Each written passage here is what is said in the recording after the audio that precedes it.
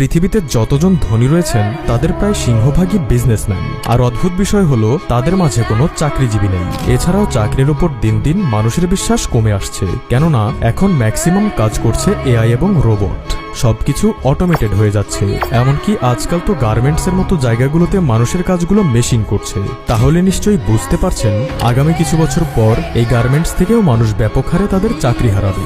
ফলে অদূর ভবিষ্যতে চাকরি খুব একটা সেফ অপশন নয়। তাই আপনি চাইলে যে কোনো একটি স্মল বিজনেস শুরু করতে পারেন। সেটা হতে পারে কোনো রেস্টুরেন্ট বিজনেস, কোনো অফলাইন কিংবা অনলাইন বিজনেস।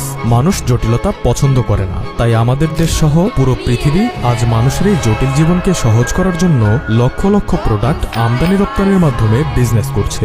আপনি একবার চিন্তা করে দেখুন, সকালে ঘুম থেকে ওঠার পর ব্রাশ হাতে নিয়ে টুথপেস্ট থেকে শুরু করে রাতে ঘুমাতে যাওয়ার আগে সুইচ টিপে লাইট বন্ধ করা পর্যন্ত প্রতিটা জিনিসের মাঝেই বিজনেস রয়েছে।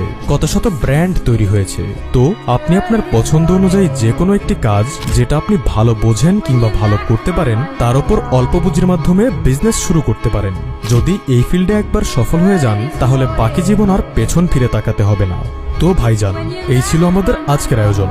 ভিডিওটি ভালো লাগলে লাইক করবেন, কমেন্টে আপনার মূল্যবান মতামত জানাবেন। ধন্যবাদ।